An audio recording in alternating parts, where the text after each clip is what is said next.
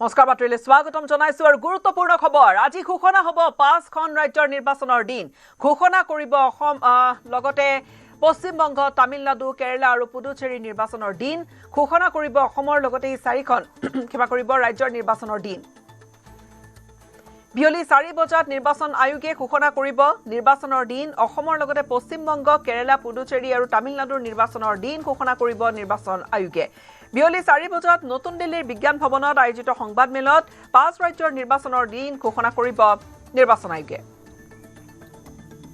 ৰাজ্য ঘোষণা হ'ব অসমৰ বিধানসভা নিৰ্বাচনৰ দিন 4 বজাত সংবাদ মেল সম্বোধন কৰিব ইচিআই ইলেকশন কমিশনৰ এই সংবাদ মেলতে নিৰ্বাচনৰ দিন ঘোষণা কৰিব 4খন ৰাজ্যৰ লগতে এখন কেন্দ্ৰীয় শাসিত অঞ্চলৰ আৰু পুডুচেৰীৰ লগতে অসম পশ্চিম বংগ তামিলনাডু আৰু কেৰালাৰ নিৰ্বাচনৰ দিন আৰু আজি যেহেতু ঘোষণা কৰিব তাৰ পূৰ্বে ঘোষণা কৰি থোৱা যিখিনি তথ্য হেয়া আমাৰ দৰ্শকক আমি পুনৰ এবাৰ জনাবলৈ বিচাৰিছো নিৰ্বাচনত থাকিব মুঠ অসমত 31486টা ভোট কেন্দ্ৰ গাঁও অঞ্চলত থাকিব 27711টা ভোট কেন্দ্ৰ নগৰ অঞ্চলত থাকিব 3775টা ভোট কেন্দ্ৰ মহিলাই পৰিচালনা কৰিব 3716টা ভোট কেন্দ্ৰ একোটা কেন্দ্ৰত নাথাকিব 1200ৰ অধিক ভোটাৰ ভোট কেন্দ্ৰত খোৱা পানীকে ধৰি সকলোখিনি ব্যৱস্থা থাকিব দিব্যাংগৰ বাবে ভূমি মহলাতেই থাকিব ভোট কেন্দ্ৰ আৰু এয়া প্ৰথমবাৰৰ বাবে হ'ব যে ইভিএমত ৰঙীন ফটো সংলগ্ন প্ৰাৰ্থী থাকিব প্ৰাৰ্থীৰ ফটো বা প্ৰাৰ্থী তালিকাখন থাকিব ৰঙীন ফটো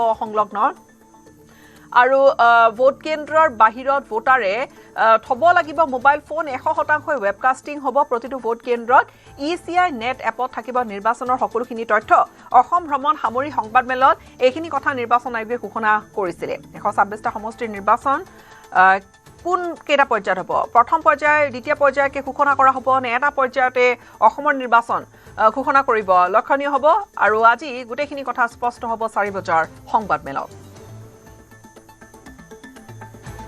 নিৰ্বাচন আয়োগৰ সংবাদ মেললৈ আৰু 2 ঘণ্টা 58 মিনিট সময় অৰ্থাৎ প্ৰায় 3 ঘণ্টা সময় আছে 4 বজাত ঘোষণা কৰিব নিৰ্বাচনৰ দিন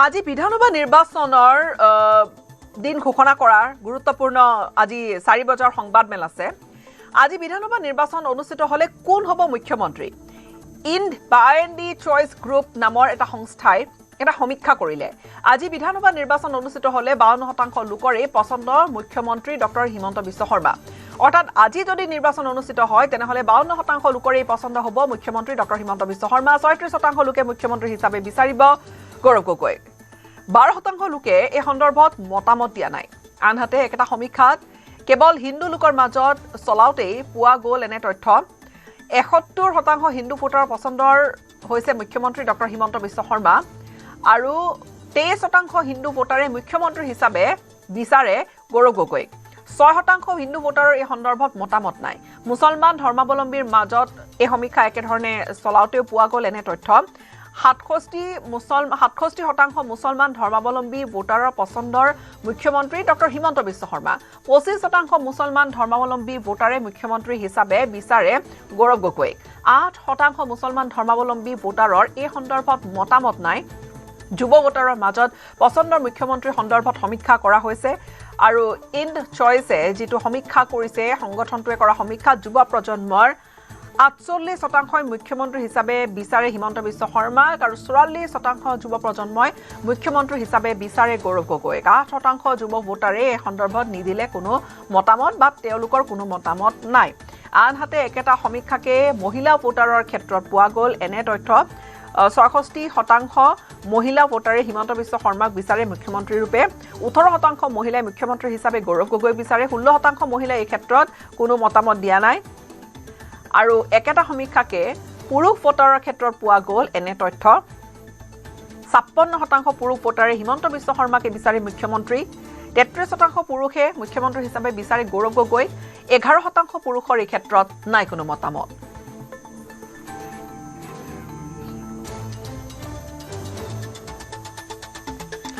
আৰু আমি যিখিনি ছবি আপোনালোকক দেখুৱাইছো IND চইছে এই ধৰণে এটা প্ৰি ইলেকশ্যন সাৰ্ভে কৰিছে প্ৰি ইলেকশ্যন সাৰ্ভে ৰিপৰ্ট তেওঁলোকৰ আৰু তাত এইখিনি তথ্য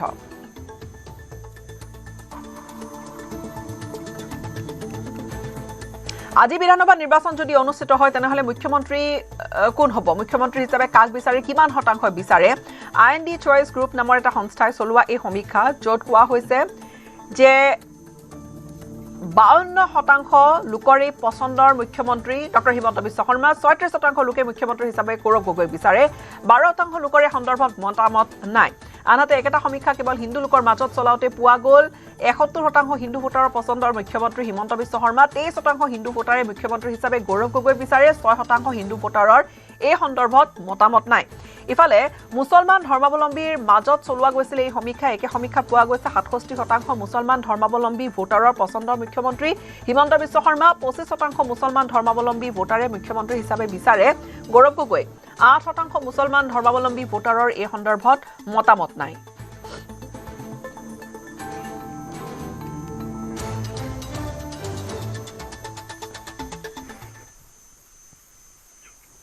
আম আদমি পাৰ্টিয়ে 14টা সমষ্টিৰ বাবে প্ৰাৰ্থী তালিকা ঘোষণা কৰিলে পুনৰবাৰ জনাম ব্ৰেকিং নিউজ আম আদমি পাৰ্টিয়ে ঘোষণা কৰিছে প্ৰথমখন প্ৰাৰ্থী তালিকা 14টা সমষ্টিৰ বাবে প্ৰাৰ্থী তালিকা ঘোষণা কৰিছে নাওবৈছা সমষ্টিৰ প্ৰাৰ্থী হ'ব অচ্যুত দাস দেৰগাঁও সমষ্টিৰ প্ৰাৰ্থী পুলিন গগৈ গহপুৰৰ প্ৰাৰ্থী জাৰ্বম কুটুম মধ্য গুৱাহাটীৰ প্ৰাৰ্থী অনুৰূপা ডেকাৰজা খুমটাইৰ প্ৰাৰ্থী আশিষ হাজৰিকা শিৱসাগৰৰ প্ৰাৰ্থী তপন গগৈ ৰঙানদীৰ প্ৰাৰ্থী টিকেন্দ্ৰ থাপা চেঙাৰ প্ৰাৰ্থী জহিদুল ইছলাম খান নদুৱাৰৰ প্ৰাৰ্থী ৰঞ্জিত বড়ো তিতাবৰৰ প্ৰাৰ্থী পল্লৱ শইকীয়া পূব গোৱালপাৰাৰ প্ৰাৰ্থী জিন্না আমিৰ হুছেইন ৰহা প্ৰাৰ্থী বৰুণ বিকাশ দাস বোকাজানৰ প্ৰাৰ্থী ৰেণুকা তিমুংপি আৰু বিশ্বনাথৰ প্ৰাৰ্থী অনন্ত গগৈ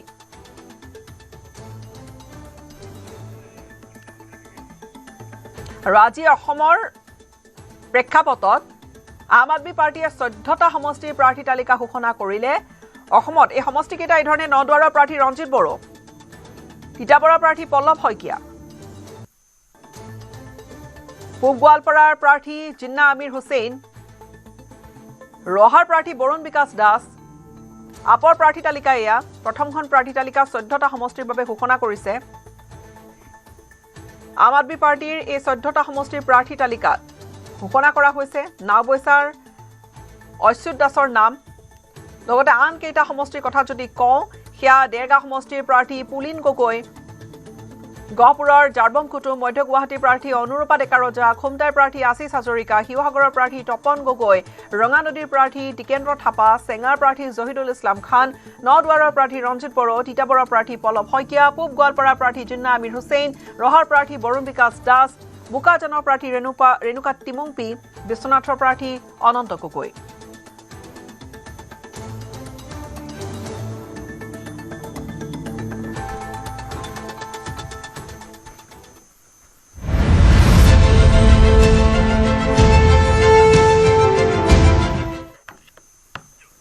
আজি অসমৰ স্বাস্থ্য সেৱা খণ্ডৰ সবলীকৰণৰ বাবে অমিত শাহে কেইবাটাও প্ৰকল্পৰ কৰিলে উদ্বোধন আৰু শিলান্যাস কেন্দ্ৰীয় গৃহমন্ত্ৰীগৰাকীয়ে উদ্বোধন আৰু শিলান্যাস কৰিবলগীয়া প্ৰকল্পসমূহৰ মুঠ ব্যয় 2092 কোটি টকা কেন্দ্ৰীয় গৃহমন্ত্ৰীগৰাকীয়ে উদ্বোধন কৰিলে প্ৰাগজ্যোতিষপুৰ চিকিৎসা মহাবিদ্যালয় আৰু হাস্পতাল অসম কেন্সাৰ কেয়াৰ ফাউণ্ডেশ্যন ACCF-ৰ অধীনত গোলাঘাট কৰ্কট চিকিৎসা কেন্দ্ৰ আৰু তিনিচুকীয়া কৰ্কট চিকিৎসা কেন্দ্ৰ প্ৰাগজ্যোতিষপুৰ চিকিৎসা মহাবিদ্যালয় আৰু চিকিৎসালয় হাস্পতালত প্ৰকল্পটোত মুঠ ব্যয় হৈছে 675 কোটি টকা PMCHত থাকিব 505খন বিছনাযুক্ত অত্যাধুনিক ব্যৱস্থা 70টা ICU গোলাঘাট কৰ্কট চিকিৎসা কেন্দ্ৰত নিৰ্মাণত মুঠ ব্যয় 135 কোটি টকা একেধৰণে তিনিচুকীয়া কৰ্কট চিকিৎসা প্ৰতিষ্ঠানৰো মুঠ প্ৰকল্প ব্যয় 135 কোটি টকা ইফালে ডিফু যোৰহাট আৰু বৰপেটাৰ ছুপাৰ স্পেশালিটি হাস্পতালৰ শিলান্যাস কৰিলে কেন্দ্ৰীয় গৃহমন্ত্ৰীগৰাকীয়ে লগতে গুৱাহাটীৰ 6 মাইলত নিৰ্মাণ হ'বলগীয়া স্বাস্থ্য ভৱন আৰু অভয়পুৰী জিলা চিকিৎসালয়খনৰো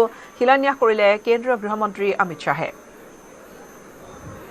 কেন্দ্ৰীয় গৃহমন্ত্ৰীগৰাকীয়ে ইতিমধ্যে ফলক অনাবৰণ কৰি ফিটা কাটি নৱনিৰ্মিত প্ৰাগজ্যোতিষপুৰ চিকিৎসা মহাবিদ্যালয় আৰু চিকিৎসালয় ভৱন পৰিদৰ্শন কৰিব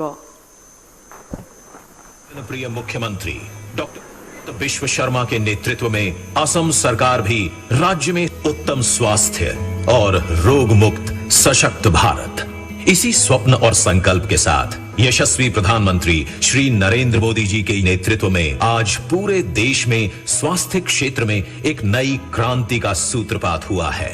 इसी आदर्श से प्रेरित होकर असम के जनप्रिय मुख्यमंत्री डॉक्टर हिमंत बिश्व शर्मा के नेतृत्व में असम सरकार भी राज्य में स्वास्थ्य सेवाओं को सर्वोच्च प्राथमिकता देते हुए विकास की नई इबारत लिख रही है। एक के बाद एक नए चिकित्सा महाविद्यालय स्थापित हो रहे हैं। पिछले 5 वर्षों में ही राज्य में 7 नए चिकित्सा महाविद्यालयों की स्थापना हुई है। आज असम में कुल 14 राज्य चिकित्सा महाविद्यालय और 1 एम्स जन सेवा के लिए कार्यरत है। इसके अतिरिक्त राज्य में 10 और चिकित्सा महाविद्यालय निर्माणाधीन हैं। बेहतर स्वास्थ्य सुविधाएं उपलब्ध कराने के उद्देश्य से शुरू किए गए इस स्वास्थ्य सेवा आंदोलन की नवीनतम कड़ी के रूप में अब प्राग ज्योतिषपुर मेडिकल कॉलेज एवं अस्पताल पूरी तरह बनकर तैयार हो गया है। 13.76 एकड़ भूमि में निर्मित ये अत्याधुनिक चिकित्सा संस्थान पूर्वोत्तर भारत के प्रवेश द्वार गुवाहाटी में स्थापित तीसरा मेडिकल कॉलेज अस्पताल होगा। इस मेडिकल कॉलेज के निर्माण पर 675 करोड़ रुपए की लागत आई है। रोगी सेवा, चिकित्सा शिक्षा और कुशल संचालन, इन तीनों का संगम बनेगा ये मेडिकल कॉलेज। 505 बिस्तरों से युक्त इस अस्पताल में 15 आधुनिक ऑपरेशन थिएटर, अत्याधुनिक आईसीयू, बर्न वार्ड तथा अन्य सभी आवश्यक चिकित्सा सुविधाएं उपलब्ध होंगी। एमआरआई, सीटी स्कैन और अल्ट्रासाउंड जैसी आधुनिक जांच सुविधाएं भी उपलब्ध कराई गई हैं। G+6 एकेडमिक ब्लॉक में 100 छात्र और 250 छात्राओं के लिए छात्रावास की व्यवस्था की गई है। इस परियोजना के लिए दामानी फाउंडेशन ने 150 करोड़ रुपए का उदार सहयोग प्रदान किया है। ये नया संस्थान गुवाहाटी मेडिकल कॉलेज अस्पताल पर बढ़ते रोगी भार को कम करने के साथ साथ पूर्वोत्तर के अन्य राज्यों से आने वाले मरीजों के लिए भी उपचार को और अधिक सुलभ बनाएगा। प्रत्येक शैक्षणिक वर्ष में यहाँ MBBS पाठ्यक्रम के लिए 100 छात्रों का प्रवेश होगा। गुवाहाटी के ऐतिहासिक नाम प्राग ज्योतिषपुर के नाम से नामांकित ये PMCH जरूरतमंद और वंचित मरीजों के लिए आशा का एक नया प्रकाश स्तंभ बनेगा। आज हम सभी के लिए ये एक गौरवपूर्ण और ऐतिहासिक क्षण है। केंद्रीय गृह मंत्री श्री अमित शाह जी आज इस चिकित्सा महाविद्यालय एवं अस्पताल का विधिवत उद्घाटन कर इसे जन सेवा के लिए राष्ट्र को समर्पित करेंगे। मैं जब मां कामाख्या के धाम में आया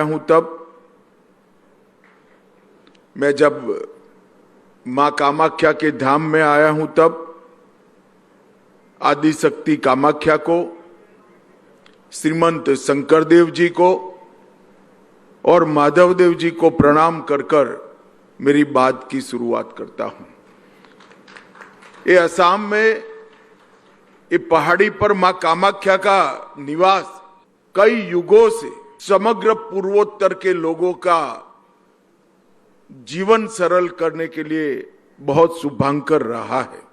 मैं आज 3 ऐसे योद्धा जिन्होंने पूरे नॉर्थ ईस्ट को मुगलों के और मुस्लिम आक्रांताओं से बचाने के लिए वीरता के अनेक परम शिखर अर्जित किए, ऐसे महान अहोम सेनापति लसित बरफुकन जी, वीर चिलाराय और महाराजा पृथु, ये तीनों को मैं मनपूर्वक प्रणाम करना चाहता हूं, जिनके कारण आज असम भारत का हिस्सा बना। वो भारत रत्न लोकप्रिय गोपीनाथ बरदोलाई जी को भी मैं मनपूर्वक याद करना चाहता हूं और पूरे उत्तर पूर्व की भाषा, संस्कृति, संगीत और कला को विश्व भर में जिन्होंने प्रसिद्ध किया, और मैं साक्षी हूं उस बात का, अनेक बहुत बड़े प्रलोभन मिलने के बावजूद जिन्होंने कभी नॉर्थ ईस्ट को नहीं छोड़ा, ये भारत रत्न डॉक्टर भूपेन हजारिका को भी मैं आज प्रणाम करता हूं। मित्रों, ये छोटा सा कार्यक्रम एक प्रकार से पूरे नॉर्थ ईस्ट के लिए, आसाम के लिए एक नए युग का परिचायक है। आप याद करिए 10 साल पहले पूरे नॉर्थ ईस्ट की स्वास्थ्य सेवाओं का हाल क्या था। इवन आसाम की स्वास्थ्य सेवाओं का हाल बड़ा जर्जरित था। सालों तक शासन में रहने वाली कांग्रेस ने अपने परिवारों के आर्थिक स्वास्थ्य के अलावे लोगों के स्वास्थ्य की चिंता नहीं की। और मैं आज देख रहा हूं हेमंत विश्व शर्मा जी जब से असम के मुख्यमंत्री बने, एक लगन के साथ आज असम की स्वास्थ्य सेवाओं को गुजरात, महाराष्ट्र और कर्नाटक जैसे विकसित राज्यों के समकक्ष बनाने में हेमंत भाई सफल हुए हैं, इसमें दो राय नहीं। मैंने मेरे दिल्ली के निवास पर स्वर्गीय रतन टाटा जी को कहा था कि एम्स में कैंसर के अस्पताल में इतने सारे ऑपरेशन थिएटर होने के बावजूद भी 6 माह का वेटिंग लिस्ट चलता है और ये देश के लिए अच्छी स्थिति नहीं है। हमने उनको दिल्ली के एम्स में देश के जिस जिस हिस्से से कैंसर के मरीज आते हैं इसकी सूची थमा दी थी। और मैं आज स्वर्गीय रतन टाटा को बड़े भाव के साथ याद करना चाहता हूं। इन्होंने 13 के 13 स्थानों पर कैंसर इंस्टीट्यूट बनाकर आज भारत भर के कैंसर मरीजों का टाटा ट्रस्ट ने बहुत बड़ा सेवा किया है। और मैं 2019 में आया था, यही नींव डाली गई थी कैंसर इंस्टीट्यूट की। उस वक्त भोजन के वक्त मैं, रतन टाटा जी और हेमंत जी बैठे थे। मैंने कहा सिर्फ असम नहीं, पूरे नॉर्थ ईस्ट में तकलीफें हैं, तो इंस्टीट्यूट के साथ साथ आप 13-14 सेंटर बनाइए जो हर नॉर्थ ईस्ट के राज्य में होंगे, जहां कैंसर का आइडेंटिफिकेशन और पोस्ट ऑपरेटिव सारी इलाज की व्यवस्थाएं करा दीजिए, तो उनको अपने राज्य से ऑपरेशन के बाद यहां नहीं आना पड़ेगा और टेस्ट के लिए भी यहां नहीं आना पड़ेगा।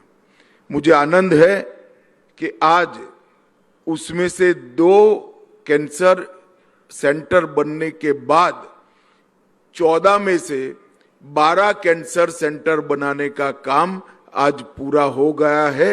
एक प्रकार से कंप्लीट व्यवस्था कैंसर के उपचार की हो रही।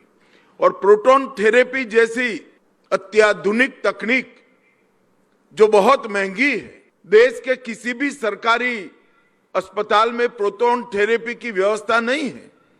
हम सब जानते हैं जो निजी अस्पताल होते हैं वहां चिकित्सा का दर बड़ा महंगा होता है, मगर आज हेमंत जी 400 करोड़ की लागत से असम के कैंसर सेंटर में प्रोटॉन थेरेपी को भी एस्टैब्लिश करने जा रहे हैं और असम देश में पहला राज्य बनेगा जहां सरकारी अस्पताल में प्रोटॉन थेरेपी होगी। ये बहुत बड़ी बात है मित्रों।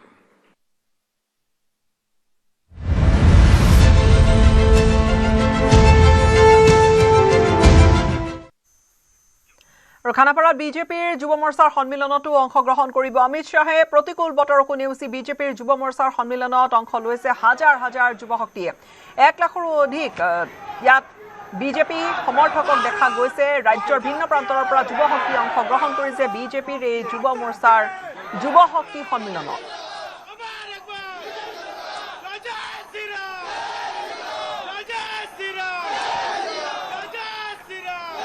আৰু বিশেষকৈ যুৱ শক্তি 18 বছৰৰ পৰা 35 বছৰলৈকে এই যুৱ শক্তিক কেন্দ্ৰ কৰি এইখন বিশেষ সভাৰ আয়োজন কৰা হৈছে।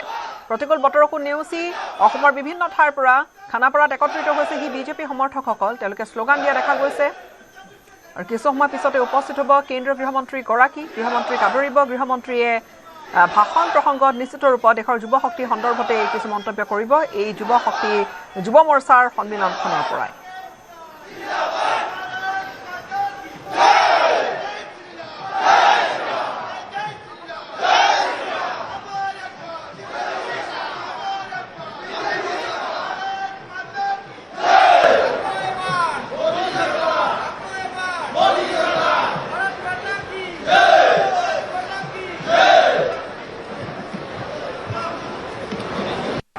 বিজেপিৰ লক্ষ্য এবাৰ যুৱ শক্তিৰ জৰিয়তে অসমত বিজেপিয়ে চমক দেখুৱাবলৈ চেষ্টা কৰিছে।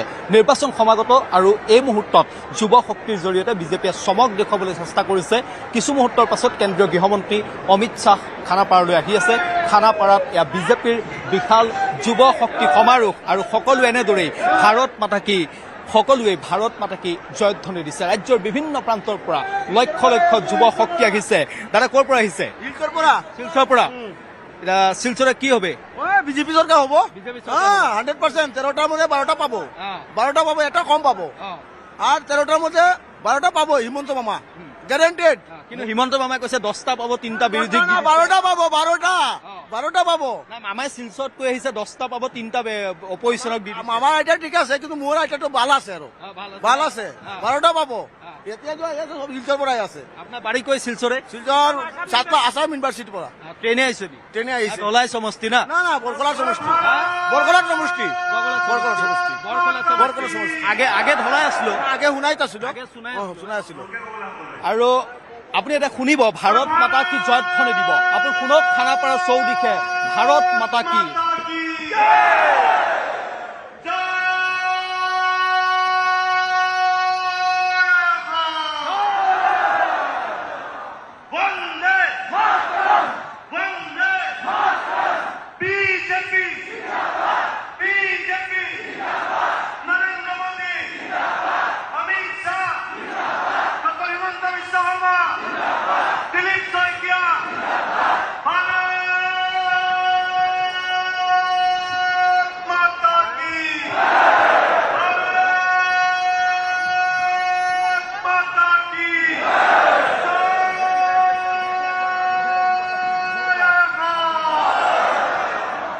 বিজেপিৰ লাখ লাখ কাৰ্যকৰ্তাৰ এয়া চিঞৰ, এয়া ৰাজ্যৰ যুৱ প্ৰজন্মৰ চিঞৰ। তেওঁলোকে ভাৰত মাতাকে জয়ধ্বনি দিছে, তেওঁলোকে জয়া অসম ধ্বনি দিছে আৰু বিজেপিয়ে ইয়াৰ পৰাই শক্তি দেখুৱাইছে নিৰ্বাচন সন্মুখত আৰু বিজেপিয়ে এনেদৰে ইয়াৰ পৰা শক্তি দেখুৱাইছে। আমি বিজেপিৰ যুৱ প্ৰজন্মৰ যিসকল কাৰ্যকৰ্তা আছে তেওঁলোকৰ সৈতে কথা পাতিবলৈ চেষ্টা কৰিম। বাইদেউ ক'ৰ পৰা আহিছে আপোনালোক? গুৱাহাটী। অকণমান যদি উঠি দিয়ে। গুৱাহাটীৰ পৰা আহিছে, যুৱ সমাৰোহলৈ আহিছে। কি বিচাৰি আহিছে আপোনালোকে? মইতো ফাৰ্ষ্ট টাইম আহিছোঁ, তো মই ইমান এটা নাজানো, বাট যি হয় ভালে হওক আৰু চবৰে। এতিয়া চৰকাৰখনে আপোনালোকৰ বাবে বহুত কাম কৰি আছে, চৰকাৰী চাকৰি দি আছে, বহুত আঁচনি দি আছে। কেনেকুৱা লাগিছে? ভাল লাগিছে। ভাল লাগিছে। আৰু লাগেনে এনেকুৱা? আগলৈকে এনেকুৱা চলি থাকিব লাগে। আৰু সকলোৱে আচলতে আকৌ এবাৰ হিমন্ত বিশ্ব শৰ্মাৰ নেতৃত্বত চৰকাৰ বিচাৰিছে। মই কথা পাতিম। আপুনি ক'ৰ পৰা আহিছা? গুৱাহাটী। অকণমান উঠি দিয়া তুমি। ক'ৰ পৰা আহিছা? গুৱাহাটীৰ পৰা। এতিয়া তোমালোকে এই সভালৈ আহিছা, আজি অমিত শ্বাহ আহি আছে, কি বিচাৰিবা তোমালোকে? সকলোৱে আচলতে যুৱক যুৱতীসকল আপুনি চাওক এনেদৰে লক্ষ লক্ষ যুৱক যুৱতী আৰু এই মুহূৰ্তত গীত নৃত্য এই মুহূৰ্তত বাজি উঠিছে আৰু নাচিছে বিজেপিৰ কাৰ্যকৰ্তা। এয়া যুৱ প্ৰজন্মই তেওঁলোকে এয়া বিজেপিৰ যুৱ সমাৰোহত নাচিছে। এনেদৰেই যুৱ সমাৰোহত এয়া বিজেপিৰ নেতৃত্বই ভিৰ কৰিছে। আমি সেই দৃশ্যাংশটো এই মুহূৰ্তত আপোনাক দেখুৱাবলৈ চেষ্টা কৰিম। এয়া বিজেপিৰ নেতৃত্বই নাচিছে, বিজেপিৰ নেতৃত্ব নাচিছে। ৰাকেশ দাস আছে বিজেপিৰ যুৱ মৰ্চাৰ সভাপতি, ৰাজ্যিক বিজেপিৰ যুৱ মৰ্চাৰ সভাপতি। লগত আছে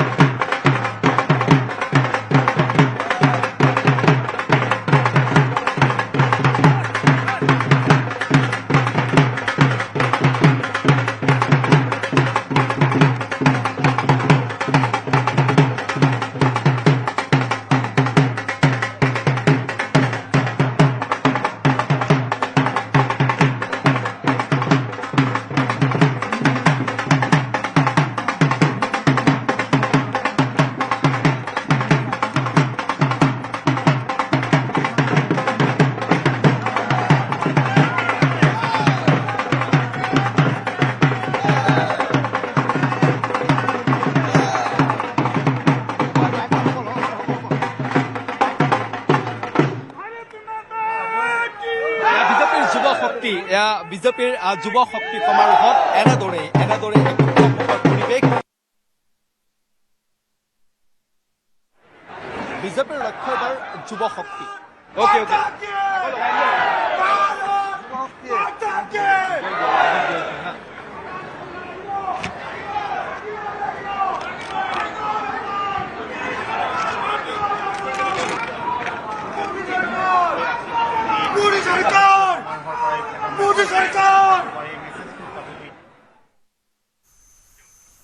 আন কিছু গুৰুত্বপূৰ্ণ খবৰলৈ আগবাঢ়িম সলনি হ'ব নেকি গুৱাহাটীত অনুষ্ঠিত IPLৰ মেচৰ সময়সূচী নিৰ্বাচনৰ দিন ঘোষণাৰ পিছতে সিদ্ধান্ত ল'ব পাৰে BCCI 30 মাৰ্চ 7 এপ্ৰিল আৰু 10 এপ্ৰিলত গুৱাহাটীত আছে IPLৰ মেচ নিৰ্বাচনৰ দিন ঘোষণাৰ পিছতহে সলনি হ'ব পাৰে IPLৰ মেচৰ সময়সূচী এই কথা জনালে BCCIৰ উপাধ্যক্ষ ৰাজীৱ শুক্লাই আজি যদি নিৰ্বাচনৰ দিন ঘোষণা হয় তেন্তে IPLৰ সম্পূৰ্ণ সময়সূচী প্ৰকাশ কৰিব পাৰিব বুলি মন্তব্য কৰিছে ৰাজীৱ শুক্লাই गुवाहाटी तीनखनকৈ খেল হোৱাৰ কথা हो जाता है तो देखिए अगर शेड्यूल आज अनाउंस हो जाता है तो हम लोगों के लिए एक बड़ी राहत की बात है कि हम फिर पूरा IPL का शेड्यूल जारी कर पाएंगे क्योंकि 20 मैचों का शेड्यूल जारी किया था और हमें ये था कि जब इलेक्शन कमीशन राज्यों में चुनाव की तारीखें घोषित कर देगा चुनाव का शेड्यूल घोषित कर देगा तभी हम जो है बाकी का शेड्यूल जारी कर पाएंगे क्योंकि वहाँ पुलिस की सुरक्षा व्यवस्था तभी उपलब्ध हो सकती तो अगर ये आज आ जाता है तो जल्दी हम IPL का पूरा शेड्यूल जारी कर देंगे क्या उम्मीद करते हैं नहीं इलेक्शन तो अपनी जगह है इलेक्शन तो वो होंगे जो जिसको जनता वोट देगी वो जीतेगा उसके बारे में क्या प्रेडिक्शन हम करें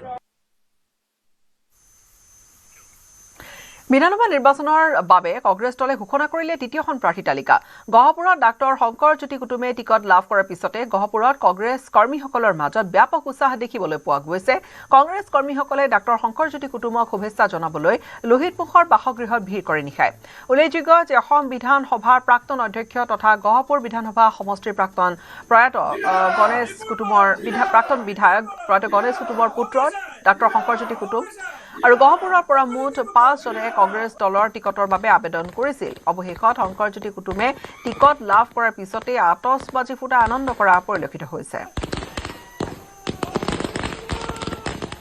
নিশ্চয়কৈ কংগ্ৰেছৰ ইতিমধ্যে দ্বিতীয়খন তালিকা প্ৰকাশ পালে আৰু গহপুৰ সমষ্টিৰ পৰা ডাক্তৰ শংকৰ জ্যোতি কুটুমে টিকট লাভ কৰিছে আমি প্ৰথমে তেওঁ প্ৰতিক্ৰিয়া ল'ম মই আছে ডাক্তৰ শংকৰ জ্যোতি কুটুম প্ৰথমে আপোনাক শুভেচ্ছা জ্ঞাপন কৰিছো টিকট লাভ কৰিছে ধন্যবাদ প্ৰথম প্ৰতিক্ৰিয়া মোৰ প্ৰথম প্ৰতিক্ৰিয়া হিচাপত মই ধন্যবাদ জ্ঞাপন কৰিম আমাৰ দলৰ নেতা ৰাহুল গান্ধী ডাঙৰীয়াক আৰু আমাৰ নিখিল ভাৰত কংগ্ৰেছ কমিটিৰ অধ্যক্ষ মল্লিকাৰ্জুন খাৰ্গে ডাঙৰীয়াক আৰু স্ক্ৰিনিং কমিটিৰ অধ্যক্ষা মাননীয় শ্ৰীমতী প্ৰিয়ংকা গান্ধী ডাঙৰীয়ানীক মই ধন্যবাদ জ্ঞাপন কৰিছোঁ আৰু দ্বিতীয়তে মই ধন্যবাদ জ্ঞাপন কৰিছোঁ অসম প্ৰদেশ কংগ্ৰেছ কমিটিৰ সন্মানীয় সভাপতি গৌৰৱ গগৈ ডাঙৰীয়াক আৰু আমাৰ নিৰ্বাচনী কমিটিৰ ব্যৱস্থা কমিটিৰ অধ্যক্ষ শ্ৰীযুত ৰিপুণ বৰা ডাঙৰীয়াক আৰু আমাৰ CLPৰ লিডাৰ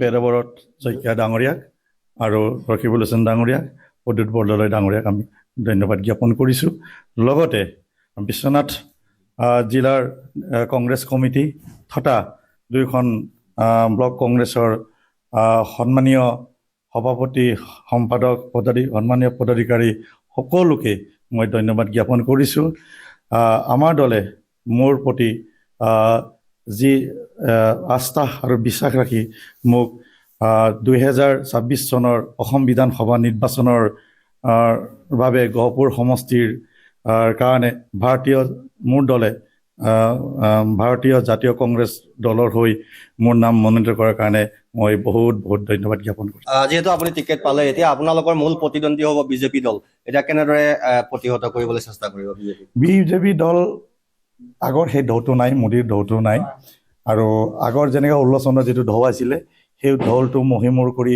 আমাৰ পৰিৱৰ্তনৰ যিটো ঢৌ আকৌ এবাৰ যিটো পৰিৱৰ্তনৰ ঢৌ এই পৰিৱৰ্তনৰ সময়ৰ যিটো পৰিৱৰ্তনৰ ঢৌ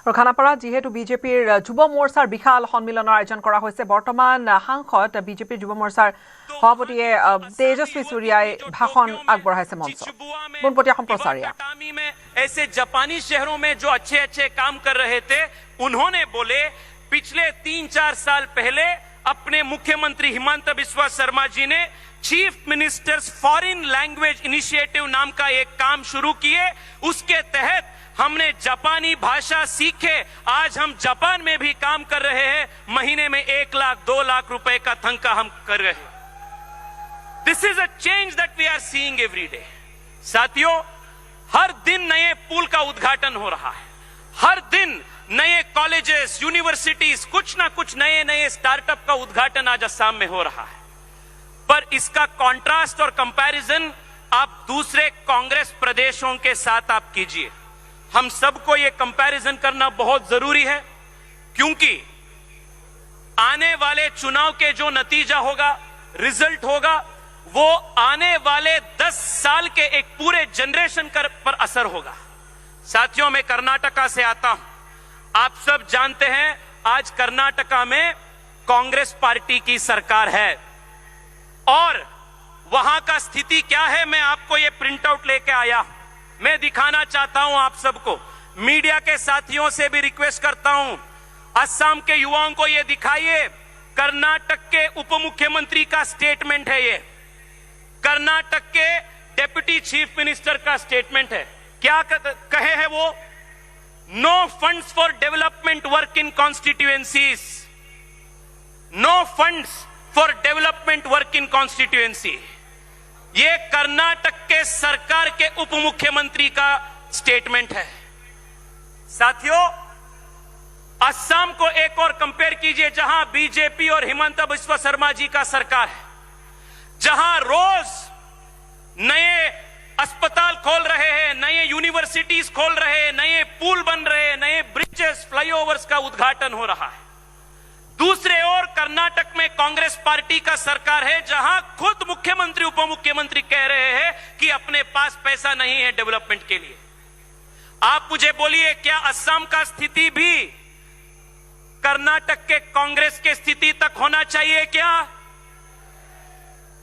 अगर गौरव गोगोई या कांग्रेस के दूसरे कोई यहां आ जाएगा सरकार में तो कर्नाटक का स्थिति जो कांग्रेस के साथ आज हो रहा है वही स्थिति यहां असम में भी हो जाएगा साथियों ये विकास की बात है मैं दूसरी बात भी आप सबके बीच रखना चाहता हूं पिछले 1-2-3 हफ्ते पहले एक वीडियो बहुत वायरल हो चुका था पता नहीं यहां आप सबके मोबाइल पे आया था या नहीं कर्नाटक के बेंगलोर में जो बांग्लादेशी घुसपैठिया असम होते हुए वेस्ट बंगाल होते हुए जो बेंगलोर आए थे अवैध रूप से इलीगल तरीके से जो वहां आए थे उनको भगाने के बजाय वहां के कांग्रेस सरकार उनको विशेष रूप में घर बनाकर अलॉटमेंट करने का काम कर रहे थे घर बनाकर देने का काम कर रहे थे उसका कॉन्ट्रास्ट आप देखिए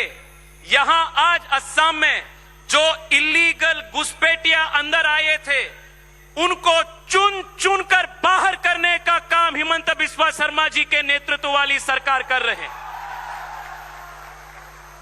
1 लाख एकड़ से अधिक जमीन जिस पे ये बांग्लादेशी घुसपैठिया मियां लोग वहां बसे हुए थे उनको भगाकर असमी युवाओं को वो जगह देने का काम यहां भारतीय जनता पार्टी की सरकार कर रहा है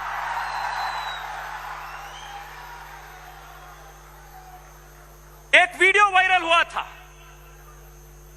वो वीडियो में वो बेंगलोर में पकड़े हुए बांग्लादेशी घुसपैठियों से पूछा गया आप बांग्लादेश बॉर्डर से असम वेस्ट बंगाल बिहार ओडिशा वहां से आते आते 3000 किलोमीटर आप दूर दराज बैंगलोर तक क्यों आए कर्नाटका क्यों आए बिना हटकते बिना झिझकते वो बांग्लादेशी घुसपैठिया बोलते हैं ये वीडियो तो यूट्यूब में वायरल है साथियों वो बोलते हैं जहां जहां कांग्रेस पार्टी की सरकारें हैं हम वहां जा रहे हैं क्योंकि हम जानते हैं कांग्रेस पार्टी हमको आरक्षण देंगे, प्रोटेक्शन देंगे, हमको सुरक्षित रखेंगे।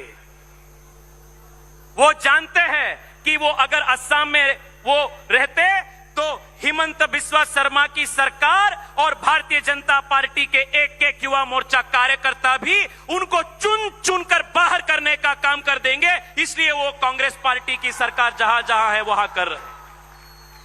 साथियों, मैं आप सबसे निवेदन करना चाहता हूं, असम के लिए और पूरे नॉर्थ ईस्ट के लिए ये जो डेमोग्राफी का बदलाव हो रहा है, ये बहुत बड़ा खतरा है। इसको सामना करना और इसका इलाज करना, ये हम सबका सामूहिक जिम्मेदारी है। साथियों, जिस प्रकार से लचित बोरफुकन ने मुगलों को बाहर कर दिए थे, वैसे ही प्रत्येक युवा मोर्चा कार्यकर्ता ने घुसपैठी बांग्लादेशियों को चुन चुन कर बाहर करने का काम हम सबको करना है।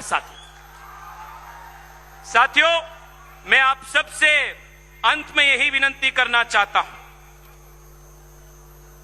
इस चुनाव विकास का भी चुनाव है, सुरक्षा का भी चुनाव है। इस चुनाव असम के युवाओं का आने वाले 10 साल के भविष्य को निर्भर करने वाला, निर्धारित करने वाला चुनाव है। मैं आप सबसे निवेदन करता हूं, आज शाम को असम के इलेक्शंस का डिक्लेयर होना आज तय है। इलेक्शन कमीशन का शाम को आज प्रेस कॉन्फ्रेंस है।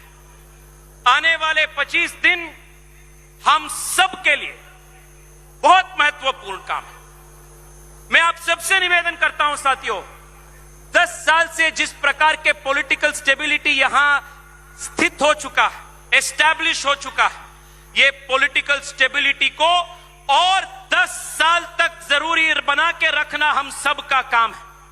आप सोचिए, मेरे शहर में यहां से 2000 किलोमीटर दूर आकर नए भाषा सीखकर असम के युवा वहां नए नए इंडस्ट्री खोल रहे हैं, वहां बड़े बड़े बिजनेस वहां कर रहे हैं। उतना ताकत, प्रतिभा उनके सामने है, उनमें है। क्या अगर उनको यहां मौका मिलेगा तो क्या यहां वो नहीं हासिल कर पाएगा? यहां जब तक ये मौका नहीं मिलेगा तब तक असम का जो प्रगति है वो कुंठित होता जाएगा। इसलिए मैं आप सबसे रिक्वेस्ट कर रहा हूं साथियों, the last 10 years have been a golden 10 years for Assam, और आने वाले 10 साल इससे अधिक उज्जवल भविष्य को लिखने का 10 साल हम सब साथ कर मिलकर हमें लिखना चाहिए। जो आने वाले 20 दिन हैं, घर घर तक पहुंचना है, हर बूथ तक जाना है।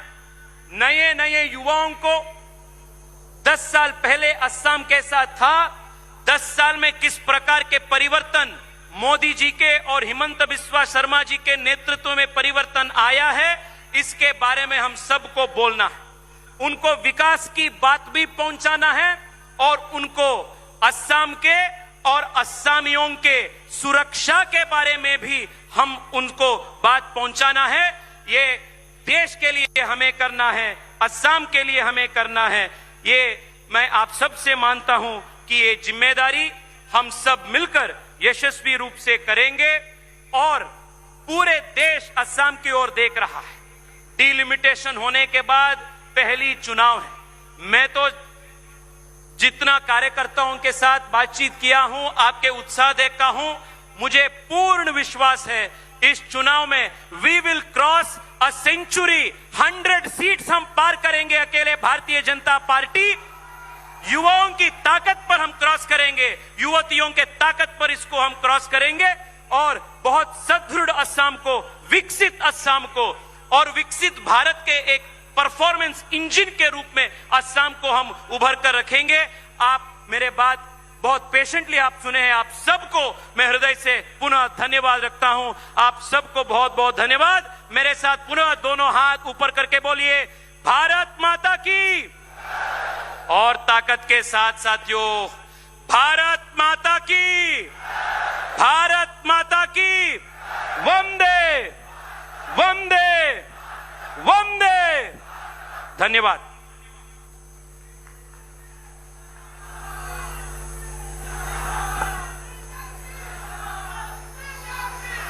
আমি বহুত বহুত ধন্যবাদ জনাইছো ভাৰতীয় জনতা যুৱ মৰ্চা ৰাষ্ট্ৰীয় সভাপতি তেজস্বী সূৰ্য ডাঙৰীয়া। তেজস্বী সূৰ্য জিন্দাবাদ।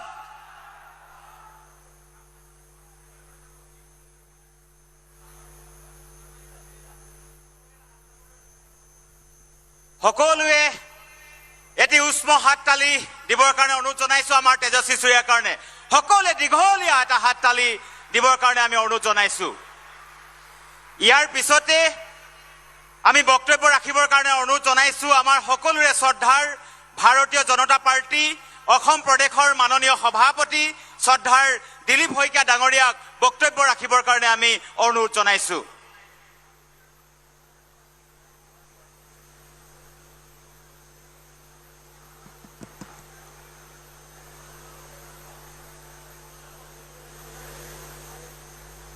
শক্তি আজি গোটালো আমি মহান তপস্যাৰে ভক্তি আছিল মনৰ মাজত সুদূৰ পৰম্পৰাৰে।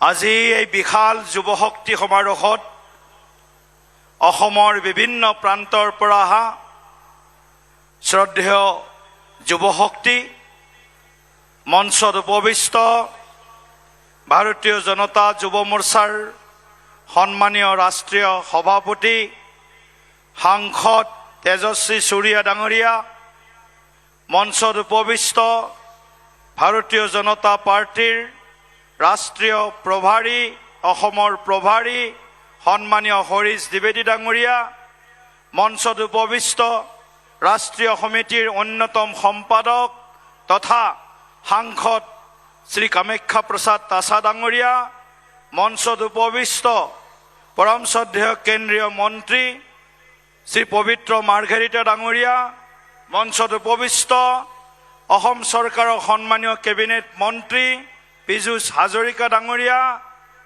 আমাৰ মাজত উপস্থিত থকা অসম বিধানসভা নিৰ্বাচনৰ সহ নিৰ্বাচন প্ৰভাৰী দৰ্শনা জগদীশ ডাঙৰীয়ানী, আমাৰ মাজত উপস্থিত থকা যুৱ মৰ্চাৰ সন্মানীয় সভাপতি যাৰ নেতৃত্বত আজি যুৱ শক্তিয়ে এক নতুন মাত্ৰা লাভ কৰিছে, যুৱ শক্তিয়ে নতুন প্ৰেৰণা পাইছে, ভাতৃ প্ৰতিম অসম প্ৰদেশ যুৱ মৰ্চাৰ সভাপতি ৰাকেশ দাস ডাঙৰীয়া, মঞ্চত উপবিষ্ট গুৱাহাটী লোকসভা সমষ্টিৰ মাননীয় সাংসদ বিজুলী কলিতা মেধি ডাঙৰীয়ানী, মঞ্চত উপবিষ্ট সাংসদ প্ৰধান বৰুৱা ডাঙৰীয়া, মঞ্চত উপবিষ্ট অসম চৰকাৰৰ মাননীয় যুৱ পৰিক্ৰমা বিভাগৰ খেল বিভাগৰ মন্ত্ৰী নন্দিতা গাৰ্লুচা ডাঙৰীয়ানী, আমাৰ মাজত উপস্থিত থকা আমাৰ দলৰ সাংগঠনিক সাধাৰণ সম্পাদক পৰম শ্ৰদ্ধেয় ৰবীন্দ্ৰ ৰাজু ডাঙৰীয়া, আমাৰ দলৰ ৰাজ্যিক সমিতিৰ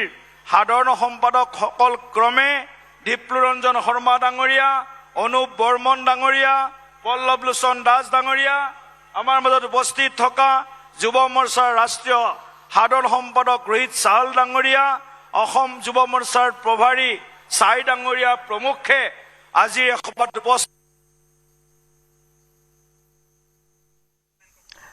দিলীপ শইকীয়া ইতিমধ্যে তেওঁ ভাষণ প্ৰসংগত তেওঁ নিজৰ বক্তব্য আৰম্ভ কৰিছে আৰু ইয়াৰ পূৰ্বে তেজস্বী সূৰ্যাই 100খনৰ অধিক আসন পোৱাৰ দাবী কৰিলে। এইবাৰ বিজেপিয়ে যুৱ শক্তিক লৈ এখন সন্মিলনৰ আয়োজন কৰিছে।